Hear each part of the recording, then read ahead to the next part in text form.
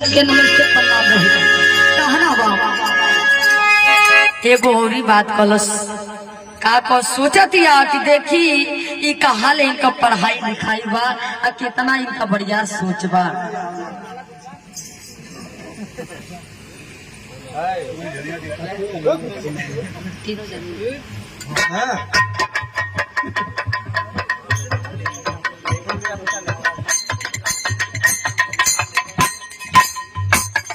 जो ने माता के आत्मा बहू तीनों बहू के तरफ से 100 रुपया के उमाई के आत्मा के शांति बदे आयल बा। चलो में पाव लगी आशीर्वाद के चाह रही कहना बा तीसरा का कहलो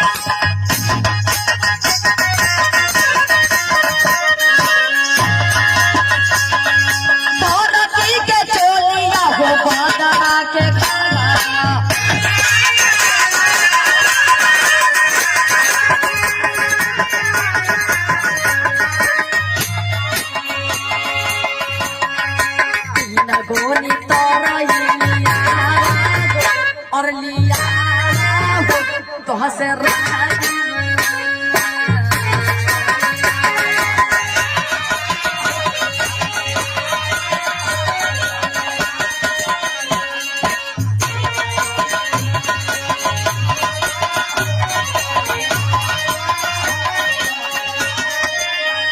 बड़ा हंसी मजाक हो गई।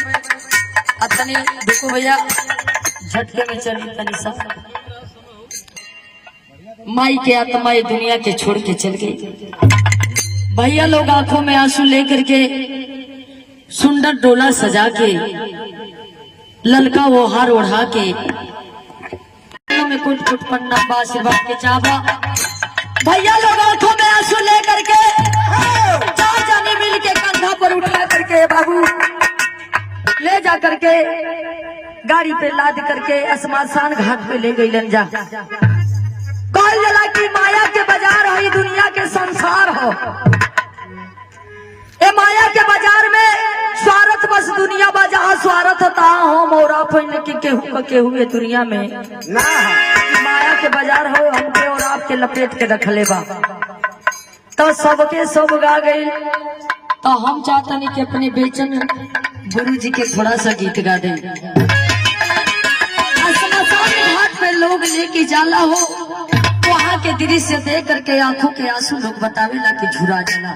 लोग सोचेला कि एक दिन हमनियों का गति यही तरह लोगन के बीच में हुई।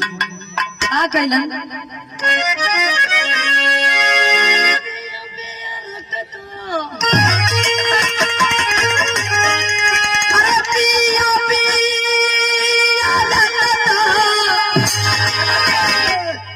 बेचन चचा गावे अपने जवानी के रंग में माज के अब तो सब गवैये भइल बा। चंदन भैया की तरफ से चौथा पुरस्कार रहा चन्नों में पाव लगे आशीर्वाद के चाह रहे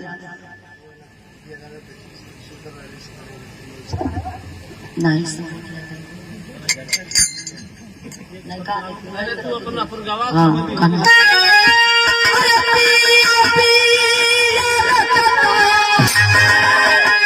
चाचा बताओ कोई बिरहन अपने विरह के आवाज में विलाप कर रही है और कह रही है क्या? अरे पिया पिया रटना पिया रे भैली देही हमारी अरे पिया माता लाबा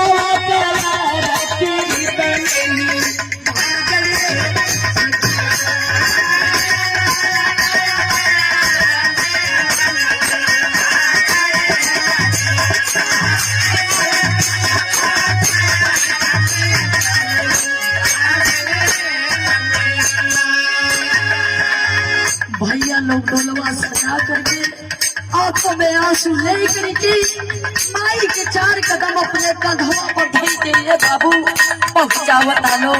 कैसे पहुंचावता लो? अरे चारे जान मिली जुली घाटा उठो वलनेरी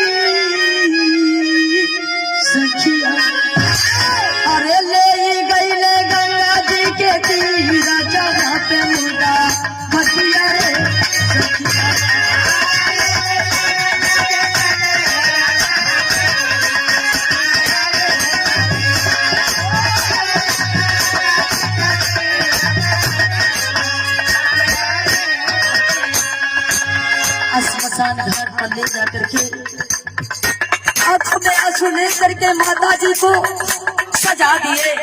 जब वो चीता पर सजा करके बाबू भाई देखिए आदरणीय आप श्रद्धे आप मानिए प्रमोद लाल यादव आदरणीय आप श्रद्धे आप मानिए आपका कोई जवाब ही नहीं है। जिधर जाते हैं उस गीत को गवा करके आपके हौसला को बढ़ाने का लोग काम करते हैं। सुंदर पुष्पहार के साथ साथ मासूम को भी सम्मान किया गया और हमको भी सम्मान किया गया। प्रमोद भैया के कर कमलों द्वारा चरणों में पाव लगे आशीर्वाद की चाह रहेगी। सब भैया के नमस्ते प्रणाम रही। सजा के स्मशान घाट पे ले जाके जब माई के चितवा सजा दिहलन तो सजा के कैलन का अरे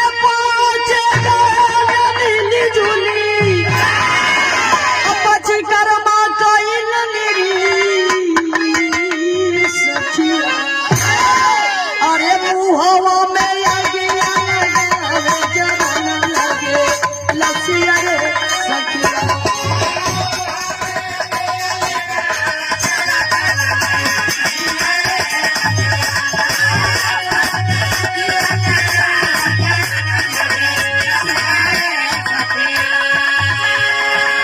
सीता के मुख में आग लगा दिए। जब आग लगा दे हलन बाबू लोग बतावेला कि जब ये शरीर ना जरेले तो लोग बांसे से लाठी से मार मार के जरावे। अब ओकरा रखिया के लेके जब लेके बहवावे चलेला तो वही जो कलेजा फट जाला। सोचेला का अपने मन में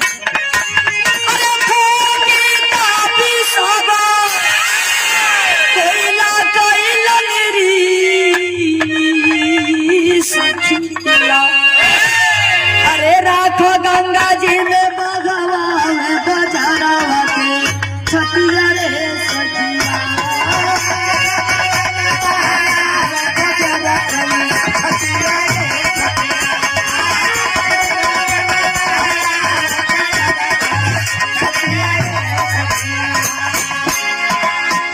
भूख के ताप के जब चीता का राखी लेके जब गंगा जी में बहावे चलो तब भैया लोग के कलेजा फट गए कि आज के बाद से हमार माई हमने के न देखिया न हमने के देखल जाई।